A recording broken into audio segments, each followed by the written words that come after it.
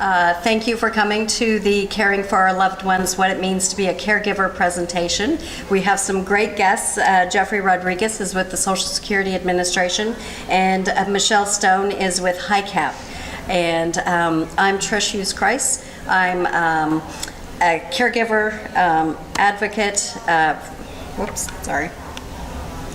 and I care for Robert. There we go. I also manage a law firm and am an author and dog mom, and I do love cats, so eventually I will be a crazy cat lady. These are my guys. They're in the back of the room. Robert has epilepsy, has had epilepsy his entire life, and his seizures are uncontrolled. He also has mobility issues and is usually in a wheelchair. We try to get him to use a walker around the house as much as possible. He has aspiration pneumonia a lot since he aspirates during seizures, so we are very familiar with the hospital. And then I also care for my husband. Sometimes he has chronic back pain as well as circulation issues and wound problems. So to me, caregiving means advocacy, and I'll bet that means that I bet you guys are good advocates too. You know that if you're a caregiver, you have to be an advocate. One of the first things I learned is that you have to speak up, even if it's to a doctor. And this was a little difficult for me to learn. I'm actually an introvert, and so I was just kind of going along with things until I realized, okay, that's not right. And I know Robert more than any ER doctor does, and you know your person more than any of the doctors do. You are your person's expert, and that's very important. So make sure you speak up. Know the benefits that are available to you and your loved one, and I think Michelle and Jeffrey will be able to help you a little bit with that today. My favorite actually is do not take no for an answer. No is sometimes the answer, unfortunately, but you'd be shocked at how many times you can get a different answer by pushing a little bit or asking the question in a different way. I thought I just asked that and you said no, but so ask what you want in different ways and see what happens, and push a little bit. Don't take no. Appeal. Always appeal a decision. That's my motto. Keep notes and be organized. I don't like to waste time. I like to be efficient. I don't want to be searching folders in order to find something. So keep notes and be organized. And you never know when you might need to refer back to those notes when your loved one was in the hospital last year.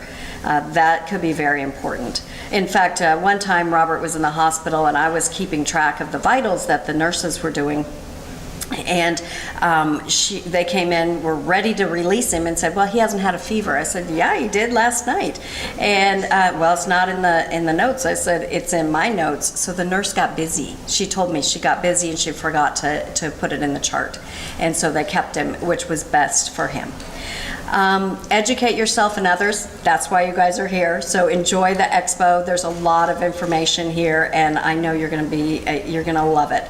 And we want to spread the word about and spread awareness about epilepsy. So keep doing that.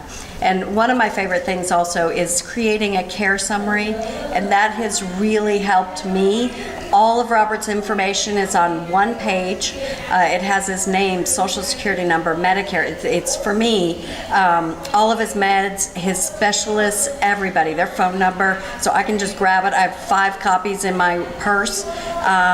When we go to the ER, I can hand it to them and they look at it and they know exactly what his current information is. And when we call the paramedics, they do the same. We hand it to them, and it makes things a lot easier. Advocacy means self-care too, and that is actually more than just pedicures. I learned this. It's more than just pedicures or taking 5 extra minutes at CVS when I'm picking up meds and sitting in the parking lot just to breathe. But 5 months ago, I had a mild stroke. And that was a huge wake-up call. You wouldn't know it from looking at me. It affected the sensory side or left side of my body. My whole left side went numb. and I still have some residual numbness in my hand and my face. It feels like I have a fat lip sometimes, or that I just went to the dentist. So I'm really happy that it is a reminder to me to take care of myself. Anyway, that's been my wake-up call. So the self-care is, like I said, it's not just taking a few minutes for yourself, but that's critical. You need to make your own doctor's appointments too. Robert has several doctor's appointments, Richard does too, but I put mine on the calendar as well. I need to go get my checkups. And unfortunately, I have to exercise. So that's really important, not because we want to, look fantastic or whatever, but because it's for our health. And my doctor told me, reduce your stress, eat better, and reduce carbs, and exercise. And so I've been doing all three of those. I had to change my go-to food during stressful times. Robert goes to this hospital near in Sacramento, and they have these great brownies in the cafeteria, which I love, but I can no longer have. So, I take snacks with me. So if you know your loved one's going to the hospital, grab a couple of granola bars or nuts or whatever, and some water, because you want to make sure you hydrate, okay? Take 10 minutes for you every day. You just try to find it. Write down some tasks that you're willing to give away. This is important to just write it down and not keep it in your head. You'd be surprised at how many things that maybe someone else can help you with. Help is sometimes hard to get, but just give it a shot. Write it down and see if someone can help you. Also, take a respite if you can, whether it's a weekend or a week or just a day. Find a way to just rejuvenate yourself. My husband Richard and I just recently took a respite. It was very difficult to find. I called a lot of care facilities, and Robert requires a lot of care, and so they weren't able to care for him. I'm like, well, I do it every day. So, in a skilled nursing facility can't. But I finally found one. I actually had to go out of county, but I found one. They treated him great. He loved it. As long as they fed him, he was happy. So he was very happy. So just make sure you do that, because you are definitely worth it. And then I just want to say that we have a book giveaway today from 365 Caregiving Tips. The North Shore Care Supply Company bought some of our books for us to give away to caregivers. And so please pick up a book. My husband's got them at the back of the room. We have 3 books that you can choose from. And next up, we have Jeffrey Rodriguez from the Social Security Administration. All right, good morning, everybody. Trish, thank you for the opportunity, and it's always, I find it at some point, hopefully, most of us connect with each other through the caregiving. I had the great experience and privilege of taking care of my grandfather in his the last 2-3 years of his life, and so one who provides any type of caregiving understands how much of yourself. And so when you're talking about taking those opportunities, I remember providing the respite for my mother, providing that opportunity for her to get away, and taking care of yourself is so important. And so I'm going to touch from kind of a different angle of caregiving, which is Social Security, and that would be the information that you probably, in one of the points, and I so strongly agree with you, Trish, is know the benefits that you're eligible to, know what's out there for you. And so from Social Security, I brought a few things here this morning: SSI, disability. There's some more things out at my table, which is on the very far, almost straight out of the door and down towards the end. And do take a look and take those with you once you have an opportunity. So as we go through, let's take a look. There's a couple tools that I always let people know. These are super important for you to know, because although I'm here today and I was here yesterday, and a few people did take the opportunity to come up, speak to me. Also, once we're kind of out of here, have you ever tried to get a hold of Social Security? It can be a little difficult. We know that. There are 65 million people receiving Social Security. And so if everybody's trying to get a hold of us, you can imagine people that are trying to get on, people that have questions. So we know the phones get busy. The offices, we have over several hundred people that come each day trying to do some type of business. So we know there's a backup. And so what we did is we put a lot of our resources into our website. Our website is a fantastic website now, and I really, really mean that. Before, a few years ago, I didn't really enjoy trying to find information on the website or show people where to get information. And so as we've re-engineered it within the last couple of years, I love it. When I'm going to go out and speak on a subject that maybe I need to brush up on, I go to our external website. I don't go internally. And that speaks a lot of what we've done now with our website. Very easy to use, a lot of user-friendly things where you're just clicking on them, advancing, clicking into the information. FAQs on the bottom right there, I think is a fantastic way to kind of take a look at it. Some of those questions that you're not even sure what to ask. If you go into the program, we have it divided by program, so you can go into disability and then click into and just kind of scroll through and start clicking into each one of those and trying to find out, well, what is it that this means and what does that mean? Follow the links. If you're following the links, it's going to open you up into other information, and that'll just take you right along. So I strongly suggest using our website when you're ready to do so. So as I stated, when we take a look at our the number of people that we're serving, and you can see there over 65 million people and how it's kind of divided between SSI and the mixture of retirement and disability. When we talk about entitlements or Title II, that's the majority of people that we serve. But SSI is kind of a unique benefit within itself. So let me kind of take a look at both disability programs. There's two different programs when we talk about Social Security disability. The first is the entitlement, or which one do I have up? Yeah, the entitlement.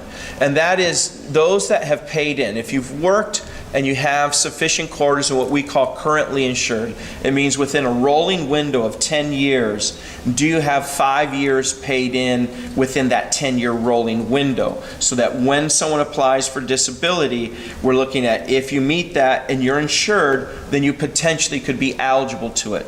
Once someone meets the eligibility, and we'll talk about the process in a second, then you're looking at receiving a benefit that's really intended for the length of disability, which we know will most of the time, and what we're really kind of looking at is something that's going to be lifelong. And that's why it's so difficult initially to become eligible to it. So you have the disability, which is that which you pay into, called an entitlement or Title II, and then you have SSI. So we just like to make things difficult. So regular Social Security disability is SSDI, as you see there, and someone was extremely creative, and then when they named the disability for SSI, it's SSD SSI. It's like, it's ridiculous. They're almost identical. So SSI DI is the other. So it meshes, people get confused, but SSI is a form of a needs-based program. So disability you pay into, an entitlement. SSI is a needs-based, meaning if you meet the criteria. And we'll go over those, and you can always ask questions. And I'm not going to go through all of these, but if you come by the table and you want to find out the difference, I'll spend the time with you, or during the Q&A you can ask some of these differences, and they are a little bit different in the way that they're handled. SSI requires a lot of hands-on work and becomes very cumbersome for people receiving that type of disability through SSI. It's difficult because, one, you meet the requirements, which are very low income, below roughly somewhere around $800 or less. You can't have any other type of income, and the resources for a single person are $2,000, $3,000 for a couple. So when you look at those, very few people are going to meet those. That's why when we looked at that graph, it's a very small segment of that 65 million people that are receiving SSI.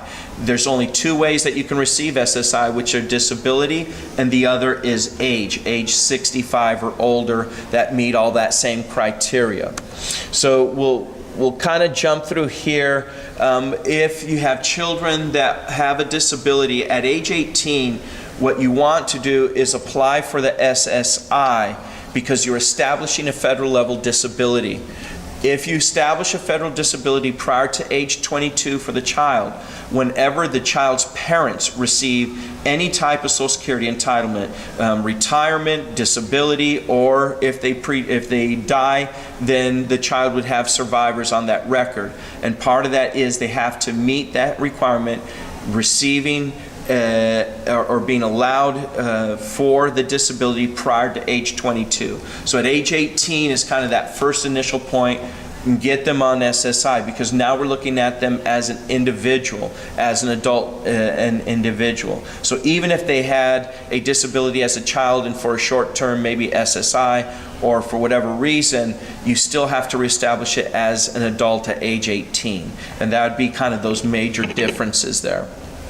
So once someone receives disability, the entitlement, after 2 years, they're entitled to Medicare. If someone receives SSI, then automatically they're eligible to Medi-Cal or Medicaid nationwide. So you have two types of Medicare programs. Through the entitlement, then someone is eligible to Medicare after 2 years. If they have SSI, then it's immediate. They're eligible to Medi-Cal here in the state of California or Medicaid nationally. So let's kind of just look at, just because of time, and I want to allow you to ask the questions that you want, I'm going to go to here. If someone is receiving SSI, if you put in the search engine on our website and you put in there spotlights or SSI spotlights, this will come up. This is, for me, the best. It's equal and better because it's the current information. But I have a few books left, and we didn't do one in 2018. We did in 2017. And this is a complete SSI manual. It takes and talks about everything that we have in SSI. It's a great program manual to have. When I go to organizations, when I'm talking to groups, I'll leave it as a resource for that program. But you can have one as an individual as well. As I said, I have a few left. I brought a stack and they've been depleted through yesterday. I would imagine today they'll go. So if you're here and want to take one, I have two with me and I have a few at the desk remaining. And so use the spotlights and it will answer almost any question. How does resources work? How do I apply for, or how do I file for this, or how do I report that? What is, how do trust work? And it goes into detail of everything. And so I strongly recommend anyone that's on SSI, you should almost have this set on your computer as a favorite to go back to. Really should. As far as 2019, I don't know what I have up there, but I'll just share a couple things that are important to know right now. So every year there is what's called substantial gainful activity. If someone has Title II disability, there is an income limit that that individual can work and earn and up to that limit. And the limit for 2019 is $1,220. And the individual amount of SSI that someone is eligible federally is $771 in 2019. What happens is each state has the opportunity to either supplement that with something or not supplement it. Here in the state of California, we do have a supplement to the SSI. And so it's about $200. So it raises that level above $800, closing in on $900 for the SSI individual. And then the neat thing that just happened that they passed, and this will come into effect, I believe it's spring or somewhere around in the early summer. I believe it's either April or May, somewhere around in there. The state of California has now permitted, which was never allowed before, if someone is on SSI, the food stamp, or what's called SNAP now nationally, is similar. We use the exact same criteria. And that's the needs-based program. We use the same exact resource limits, income limits, and everything. And so if someone was receiving SSI, they are not permitted to receive the food stamps. Well, this is now changed because several states went through, and rightfully so. It never made sense to me. How are you going to say because they have a financial benefit to receive nationally, to receive for housing or whatever the needs are, but you're going to take away the nutrition part of it. Never made sense to me as a social worker. And so now what we've seen is finally the state of California saying you can receive both. And this is huge. So now they're going to be able to receive both, which is excellent. They don't have to choose. Do I want the food and I just live with someone that allows me to? No, I'm now able to contribute towards the housing and other needs and have the nutrition side. That's a big thing here in the state of California. Other states already have that, which I'm glad that they do. And so the limits, I have a fact sheet that you can look over at the desk there or afterwards. I have a couple copies I'm more than willing to hand out as well. And I'll stop there and hand it over, and then we can allow time for questions. So thank you. Thank you very much, Jeffrey. All right, we are going to have Michelle, and Michelle Stone is with HICAP. So HICAP, what that is it is the Health Insurance Counseling and Advocacy Program. So as Trish was talking about advocacy, we are the best kept secret. We're all over the United States. We're not just local in Orange County. I just happen to be from the Orange County office. What we do is we do specifically Medicare counseling. So we do not sell anything. We're not promoting insurance companies. We are not affiliated with any insurance company. We are only existing to help Medicare beneficiaries navigate the Medicare system. So what we do for you guys, if you're on Medicare, if you have a family member on Medicare, if you're aging into Medicare and want to understand what's going on with this complex system, we can take a look at all of the plans in the area. You'll call the HICAP office for your particular county in your state. And what they'll do, they'll compare those plans for you, see which ones are going to meet your individual needs. Not my needs, not the counselor's needs, but what you need. They'll look at your doctors, they'll look at what pharmacies you want to go to, they'll take a look at any other questions or concerns you have about your plan. They'll narrow it down to 3, 4, 5, whatever it is you need, and then you can go away comparing those plans based on the information they give you. That also applies to prescription plans, so Part D plans if the individual's on original Medicare. We'll take a look at your medications. We'll make sure they are on the formulary for the plans that you're looking at so that you're not looking at plans that aren't going to assist you in any way. And one thing you need to really pay attention to is every year the medications move on that formulary. So what used to be a tier 1 medication where you're paying nothing, $250, $5 for, it could now be $500 or $1,000. So what we're doing right now is it's open enrollment for Medicare. What that means is anyone on Medicare has the option to take a look at their plans and make changes. And that goes from October 15th to December 7th. When that ends, there are some rules about who can change and what you can change to. So what Orange County has done is we do clinics throughout all of our senior centers in Orange County. We've completed 11 clinics within the last 3 weeks. So we're going into our 4th week. We have saved Orange County residents over $280,000 for the 2019 year. Last year we saved Orange County residents over $1 million. And that's just the Orange County HICAP. So HICAP is under the program called SHIP, which is the State Health Insurance Program. I know there's another letter in there, but they call it SHIP, S-H-I-P, so I'm just gonna stick with that part. But they are the national program. So again, we are not raising money, we don't charge you for anything. The only requirement to talk to a HICAP or HICAP-like facility is that the individual's on Medicare, and that includes a Medicare-Medi-Cal combination. Okay, so a couple things. We are at table 503 over here. We have a few things that are helpful. So if you haven't stopped by, and I know there's some familiar faces, we do have card covers. They're plastic sleeves to put your medical cards in, Medicare card, because it is paper, and this is supposed to be kept for the rest of your life, so feel free to stop by and pick one up. We do have some information about HICAP. This is national, so don't feel like you cannot come by and pick it up if you're not from Orange County. Inside here is an 800 number. What that will connect you to is the SHIP in your local state when you call it from your area code. And if you ever have trouble getting through to your HICAP office, you can always call the 714 number and we'll get the direct number for for you. I do have some information about open enrollment, but that is Orange County specific, but you're welcome to take one. Another great piece of material everybody here should know about, and I'm always surprised that more people don't come to these presentations because they're always looking for somebody to help, but then they don't never know about us, so I'm not sure why.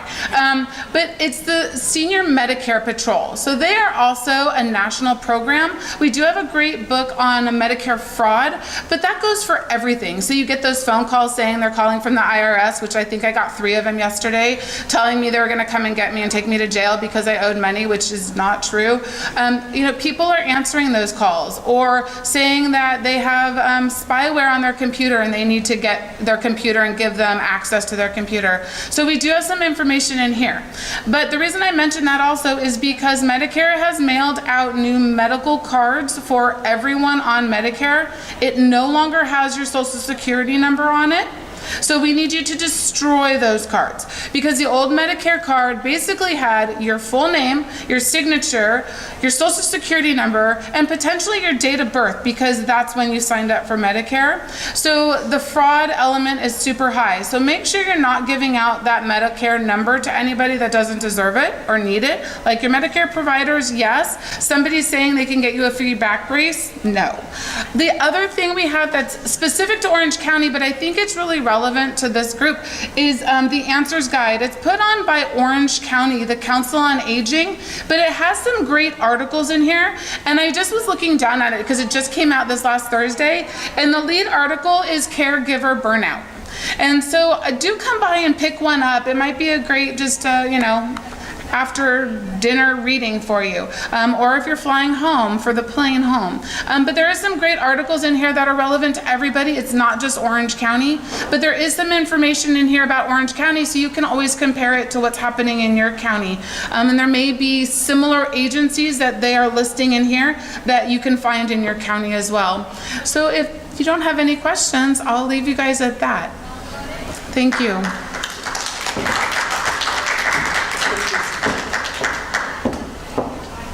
Thank you so much, Michelle. That was really, really helpful.